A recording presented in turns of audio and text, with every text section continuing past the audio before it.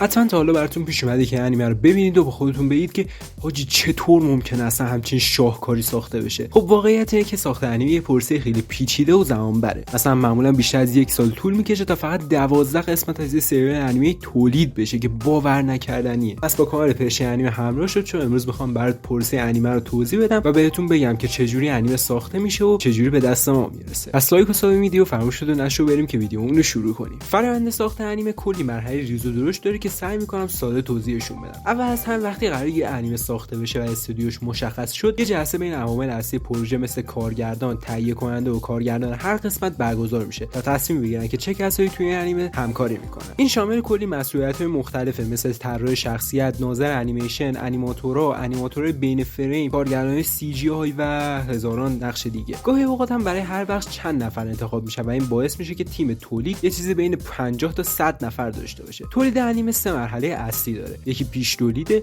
2 تولید و 3 پس از تولیده. تو مرحله پیش تولید کارگردان، تهیه کننده و نویسنده داستان میان و فیلمنامه هر قسمت رو مینویسن. بعد از نوشتن فیلمنامه کارگردان کل سری یا کارگردان همون قسمت استوری بورد درست میکنه. استوری بورد یه جورایی طراحی دنباله داره که صحنه‌های مهم رو مشخص میکنه و اطلاعاتی مثل دیالوگ‌ها، موسیقی‌ها، افکت‌های صوتی و حرکت دوربین رو هم نشون میده. این اولین قدمه برای اینکه فیلمنامه کم کم جون بگیره و زنده بشه. بعدش نوبت میرسه به طراحی شخصیت‌ها. اون میاد طراحی دقیق شخصیت‌ها رو انجام میده تا انیماتورها توی مرحله تولید بتونن ازشون استفاده بکنن. این طراح معمولا با کارگردان قسمت و طراح صحنه همکاری نزدیکی داره تا ظاهر کلی انیمه رو هماهنگ بکنن. طراح صحنه یا آرت دیزاینر هم میاد و طراحی محیط‌ها، اشیا، وسایل نقلیه و حتی بعضی شخصیت‌ها رو انجام میده تا حال و هوای کل انیمه مشخص بشه. و در نهایت مسئول رنگبندی میاد و رنگ‌های اصلی کار رو انتخاب میکنه تا تیمی که انیمیشن نهایی رنگ‌آمیزی میکنه بدونن دقیقاً چه رنگایی باید استفاده بشه. قبلا که از رنگ‌آمیزی دیجیتال خبری نبود، حتی کد رنگ RGB دقیق هم برای هر رنگ مشخص میکردن تا روی همه کامپیوترها یکسان باشه. همه اینا باعث میشه که داستان و تصویر با هم هماهنگ بشن و انیمه‌ای بسازن که از دیدنش لذت ببریم. و حالا میرسیم به هیجان انگیزترین و سخت‌ترین بخش، مرحله تولید. برای اینکه بهتر متوجه بشیم بیاید این مرحله‌ها رو دسته‌بندی بکنیم. اولین دسته گروه‌های پشتیبانی هستن که شامل مدیر تولید و دستیارش میشن. نقش اونها اینه که مطمئن بشن همه چیز طبق برنامه جلو میره، بودجه رعایت شده و مراحل تولید سر وقت انجام میشن. اونا بین بخش مختلف تولید هماهنگی ایجاد میکنن، کارا رو پیگیری میکنن و مواد تولیدی رو از یه بخش به بخش دیگه منتقل میکنن. دسته بعدی گروه انیماتورها. تو این گروه اول از همه انیماتورهای فریم‌های کلیدی قرار دارن. اینا واقعا جزو هنرمندترین آدمای تیم هستن.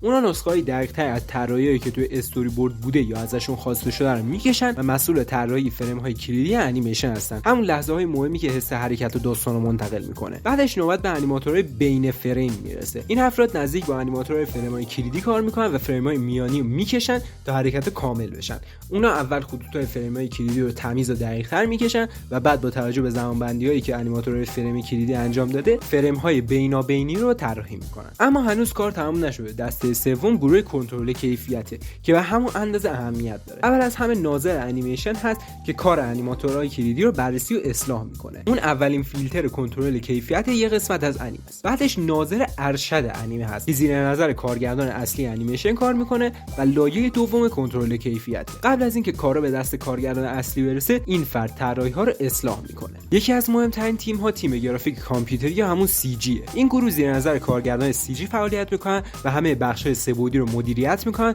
تا با انیمیشن دو بعدی هماهنگ بشه. CG آرتیست‌ها مدل‌های سه بعدی و تکسچرها رو طراحی میکنن و انیماتورهای CG اونها رو به حرکت در میارن و با تکنولوژی خاص وارد صحنه‌ها میکنن. گروه بعدی هم تیم رنگ و پس زمینه یا همون فینیشینگ گروپ هستن. هنرمندان پس زمینه با توجه به طراحی‌های انیماتورهای کلیدی محیط‌های پس زمینه رو میکشن و کارگردان هنری بر کار اونها نظارت داره و مطمئن میشه که همه صحنه‌ها از نظر ظاهری هماهنگ باشن. انتخابگرهای رنگ هم با استفاده از پالت‌های رنگی که قبلا توسط طراح رنگ تعیین شده بود به هر صحنه رنگ میدن و در نهایت کارگردان اصلی انیمیشن همه انیمیشن‌ها رو بررسی و تایید میکنه تا مطمئن بشه که با استوری بورد و طراحی شخصیت‌ها هماهنگه. بعد از اینکه همه اینا تایید شدن میریم سراغ مرحله آخر، یعنی مرحله پس از تولید. تو مرحله پس تولید کارها وارد فاز نهایی و خیلی حساس میشن. اینجاست که همه چیزایی که قبلا ساخته شدن کنار همدیگه قرار میگیرن تا انیمه واقعا جون بگیره. اول از همه کارگردان صدا و آهنگساز با هم دیگه همکاری میکنن تا موسیقی متن و آهنگای پس زمینه‌ای بسازن که کاملا با حال و هوای صحنه‌ها جور در بیاد.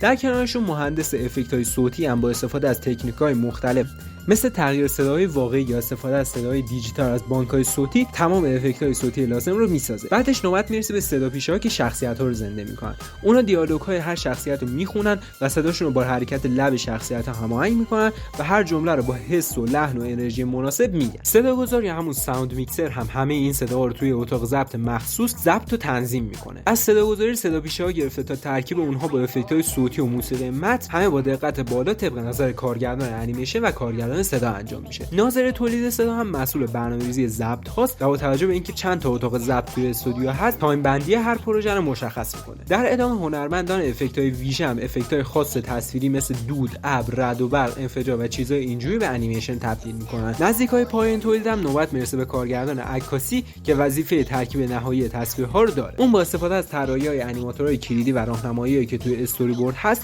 به فیلمبردارها جهت میده که نورپردازی، فوکس و حرکت دوربین‌ها به چشت باشه تا فضای احساسی و تصویری صحنه درست در بیاد. و در نهایت میرسیم به آخرین مرحله، ادیتور ویدیو که همه فوتیج ها رو که توی مراحل مختلف تولید شدن از جمله انیمیشن فریم‌های کلیدی، انیمیشن‌های بین فریم و صحنه‌های گرافیک کامپیوتری رو کنار هم میچینه تا نسخه منسجم و خوش ساخت به دست بیاد. ایت نهایی با نظارت کارگردان انجام میشه و اگه لازم باشه سانسور هم طبق قوانین شبکه‌های تلویزیونی اعمال میشه. ادیتور ویدیو با تیم صدا هماهنگ میکنه تا مطمئن بشن صداها و موسیقی دقیقاً با انیمیشن هماهنگ هستن. و در نهایت انیمه‌ای که ساخته شده حالا کاملا آماده است تا منتشر بشه و بره جلوی چشم بیننده. ممنون از اینکه ویدیو رو تماشا کردید. اگه از این ویدیو خوشتون اومد حتما کامنت بذارید و بگید که آیا از این سبک ویدیوها بیشتر درست بکنیم یا نه. از دور دیگر بدرود.